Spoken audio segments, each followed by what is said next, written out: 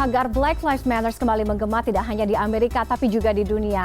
George Floyd adalah satu dari banyak nama etnis Afrika Amerika alias kulit hitam yang menjadi korban kekerasan aparat. Dan berikut kami ulas kembali sederet kasus atau sederet korban lainnya yang juga sebelumnya memicu protes berkepanjangan terkait rasisme di Amerika Serikat yang dihimpun oleh tim Litbang CNN Indonesia. Yang pertama saya ajak Anda ke tahun 2014, tepatnya di 17 Juli 2014. Jadi ada seseorang bernama Eric Garner yang dituntut ini akibat atau ditahan atas dugaan menjual rokok, ya, menjual rokok ketengan secara ilegal. Kemudian Eric Garner ini didapati atau ketahuan tewas karena tidak bisa bernafas setelah ditahan atas tadi ya dugaan menjual rokok ketengan, di mana salah seorang anggota polisi, jadi ada salah satu anggota polisi yang notabene adalah kulit putih, ini dalam salah satu video memperlihatkan aksi ketika anggota polisi tersebut memiting leher dari Eric Garner sehingga menyebabkan dia kesulitan bernafas. Tapi juri setempat pada saat itu tidak menjatuhkan tuduhan perbuatan kriminal terhadap polisi yang melakukan kekerasan tersebut sehingga memicu gelombang unjuk rasa ribuan orang di Staten Island, New York, bahkan di kota-kota besar Amerika Serikat lainnya. Lalu kita ke kasus berikutnya, ini adalah Michael Brown di tahun yang sama. Jadi gerakan Black Lives Matter ini mendapatkan momentum yang lebih besar lagi dan kita banyak melihat gambaran Black Lives Matter ini semakin mencolok di dunia internasional setelah remaja kulit hitam berusia 18 tahun bernama Michael Brown yang ditembak mati setelah bertengkar dengan polisi kulit putih yaitu bernama Darren Wilson, ya. Jadi peristiwa ini sebenarnya terjadi di Ferguson, Missouri dan memicu aksi atau gelombang protes dengan kekerasan, di mana gubernur negara bagian Missouri yaitu Jay Nixon yang mengerahkan pasukan Garda Nasional untuk memulihkan ketertiban. Tidak hanya aksi kekerasan atau aksi protes, tapi juga ada aksi penjarahan yang terjadi di sejumlah pusat perbelanjaan atau toko-toko yang ada di Ferguson. Jadi protes juga lebih jauh terjadi di bulan November pada saat itu. Jadi sekitar 2 sampai dengan 3 bulan sesudah kejadian ini. Sesudah itu juri memutuskan bahwa tidak mendakwa Wilson. Nah, kasus ini kemudian memicu ketegangan rasial yang cukup besar di Amerika Serikat. Kita ke kasus berikutnya. Ini di 1 tahun berselang, yaitu Walter Scott yang juga merupakan warga kulit hitam berusia 50 tahun. Ditembak 3 kali bagian punggungnya ketika lari dari salah seorang polisi, Michael Slager di North Charleston, South Carolina. Nah, polisi menyetop mobil Scott karena remnya atau karena lampu remnya tidak berfungsi. Saat itu ada surat penahanan memang untuk Walter Scott karena keterlambatan pembayaran uang tunjangan untuk anaknya. Lalu kita ke kasus berikutnya, masih di tahun yang sama.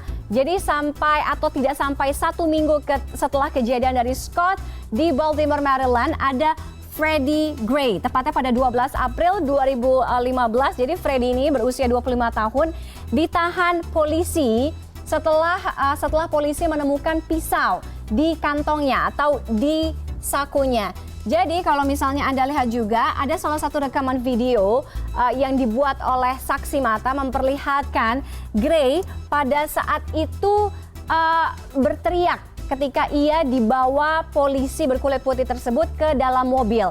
Kemudian beberapa jam kemudian Freddie Gray masuk ke dalam rumah sakit dan ditemukan cedera parah di bagian tulang belakangnya. Gray pun dinyatakan meninggal dunia 1 minggu kemudian, lalu memicu gelombang atau aksi demonstrasi di beberapa negara atau di negara bagian di Amerika Serikat, di kota Baltimore, bahkan hingga ke Washington DC, Boston, dan juga Minneapolis. Lalu kita ke kasus berikutnya setelah Freddie Gray.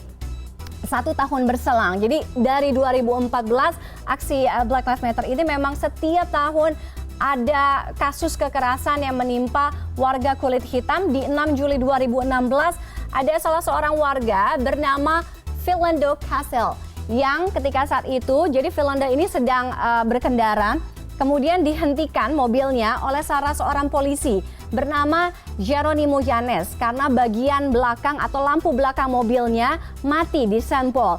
Kemudian polisi tersebut menemukan senjata api laras pendek yang ada atau disimpan oleh Philando di dalam mobilnya. Nah, Castile mengaku punya surat izin untuk kepemilikan senjata itu, namun ketika hendak meraih dompetnya di sakunya untuk mengambil lisensi atau mengambil SIM, kemudian polisi langsung menembaknya sebanyak 4 kali. Nah, peristiwa setelah kejadian ini kemudian langsung disiarkan langsung oleh media sosial kekasih dari Philando Castile.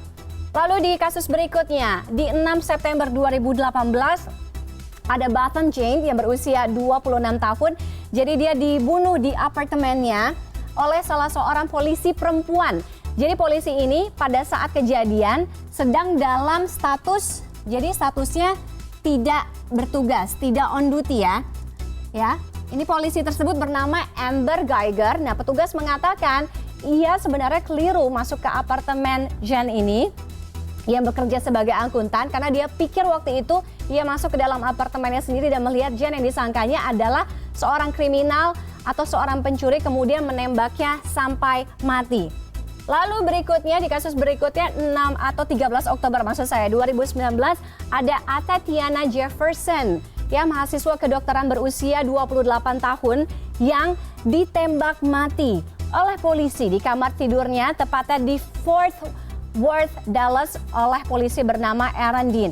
Nah, Dean ini dikirim ke alamat Atatiana karena salah seorang tetangga, jadi tetangganya Atiana itu menelpon polisi atau memanggil polisi. Kenapa? Karena melihat pintu depan apartemennya terbuka. Kemudian polisi lalu menembak Atatiana lewat jendela kamar. Petugas polisi pun atau petugas polisi tersebut pun dituduh dengan pasal pembunuhan namun belum menjalani persidangan. Dan ini dia yang terakhir di tahun 2020, baru sekitar kurang dari 2 bulan yang lalu, ada Breonna Taylor, yaitu perempuan berusia 26 tahun yang merupakan petugas medis. Ya, jadi adalah tenaga kesehatan di Amerika Serikat, petugas medis darurat yang ditembak sebanyak 6 kali saat petugas memasuki apartemennya yang berada di Louisville, Kentucky. Jadi saat itu petugas menjalankan surat penggeledahan untuk penyelidikan narkotika, namun nggak ada bukti atau apapun barang-barang yang berhasil ditemukan di apartemen Breonna Taylor.